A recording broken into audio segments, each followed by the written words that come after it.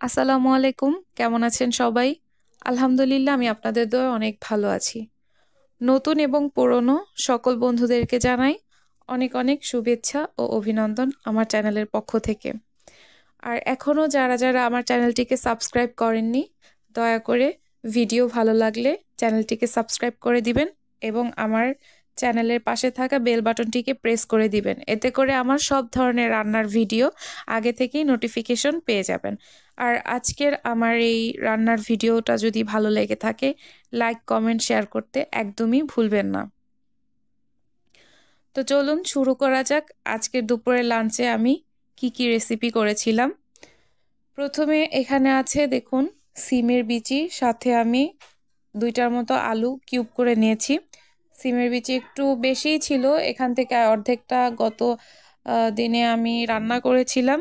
অল্প দেখে আমি একটু আলু নিয়েছি, আর সাথে নিয়েছি পেঁয়াজ কুচি, কাঁচামরিচ স্লাইস করা আছে পাশে, একটু বেশি করে নিয়েছি। এগুলো সাথে নিয়ে ভর্তাও করব, এর জন্য রসুন কুচি করে রাখা আছে। আর নিয়েছি একটা টমেটো স্লাইস করে এরকম কুটে রাখছি, এটা সিমের বিচি যখন রান্না করব তার সাথে দিব। আর এইখানে আছে দেখেন একদম দেশি খোলসা মাছ। আপনারা কে কে কি নামে চিনেন আমাকে একটু জানাবেন তো। আমরা বলি খলিশা মাছ বা খোলসা মাছ। তো এই মাছগুলো একদম দেশি, পুরো 1 বিঘা পর্যন্ত বড় বড়। আমি আর এর আগে কখনো এত বড় দেশি খোলসা মাছ দেখি নাই, ছোট দেখছি সবসময়। এগুলো কিন্তু একদম দেশি। তো অনেক কাটা হয় মাছগুলোতে, এর জন্য ভাবছি যে এগুলো আর আলাদা করে রান্না করব না, শুধু কড়া করে ভাজি করে তারপর রাখবো। মাছ ভাজা খেতে বাসার সবাই খুব পছন্দ করে, এই রান্না করলে ওই কাটার জ্বালায় আর খাওয়া যাবে না। একদম দেখেন লাল লাল করে ভেজে নিচ্ছি। এবারে আমি এই সিমের বিচিগুলো রান্না করব। সিমের বিচি আলু কুটে রেখেছি, এগুলো ভালোভাবে ধুয়ে নিয়েছি।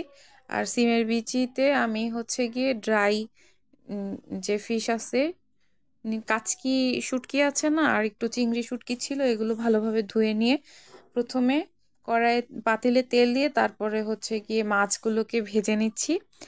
দেন আমি পেঁয়াজ কুচি, রসুন কুচি, কাঁচামরিচ, টমাটো, মরিচের গুঁড়ো 1 চামচ পরিমাণ, হলুদের গুঁড়ো 1 চামচ, আর ধনিয়া গুঁড়ো, এগুলো সব দিয়ে ভালোভাবে শুটকিটার উপরেই দিয়ে দিলাম। শুটকিও ভাজা হয়ে গেছে। এর সাথে এবার কিছুক্ষণ নেড়ে চেড়ে আমি অল্প পরিমাণে পানি দিয়ে দিব, আর কি ঝোল অল্প পরিমাণে কষানোর জন্য। অল্প একটু টাইম ভাজি করে নিয়ে এরপরে আমি ঝোল দিয়ে দিলাম। কিছুক্ষণ কষানো হবে খুব ভালো করে, ওই কাঁচা মশলার গন্ধটা যাতে না থাকে। কষানো হয়ে যাবে পর একই সাথে আমি সিমের বিচি আর আলুগুলো যে কিউব করে রেখেছিলাম ওগুলো দিয়ে মশলার সাথে ভালোভাবে কষায় নিব সিমের বিচিগুলো। নাহলে কেমন একটা সিমের একটা গন্ধ আসে ডিরেক্ট রান্না করলে, তো আমি একটু কষায় তারপর রান্না করি। একটু নেড়ে চেড়ে দিচ্ছি। যখন কষানো হয়ে যাবে এরপরে একবারে ঝোল দিয়ে দিব, গরম ঝোল। আমার কিন্তু অলরেডি সিমের বিচিগুলো কষানো শেষ, আলুটা একটু নরমও হয়ে গেছে, সিদ্ধ হয়ে গেছে। এরপরে আমি যতটুকু ঝোল দরকার আর কি অতটুকু দিয়ে দিলাম। তারপর মাখা মাখা হয়ে যাওয়ার পর উঠিয়ে নিব। আর এইদিকে আমি ভর্তা বানানোর জন্য সিম ছিল, সিমের সাথে আর একটা ফুলকপি অর্ধেক ছিল, এগুলো সিদ্ধ করে নিলাম। আলু, সিম, ফুলকপি এগুলো তারপর সিদ্ধ করার পরে সিমগুলো একটু তাওয়াতে দিয়ে টেলে নিচ্ছি।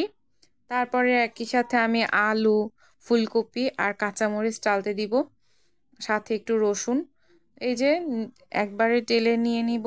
ভর্তাটা এভাবে করলে খুবই মজা লাগে, সিম ভর্তা আর কি শুটকি দিয়ে।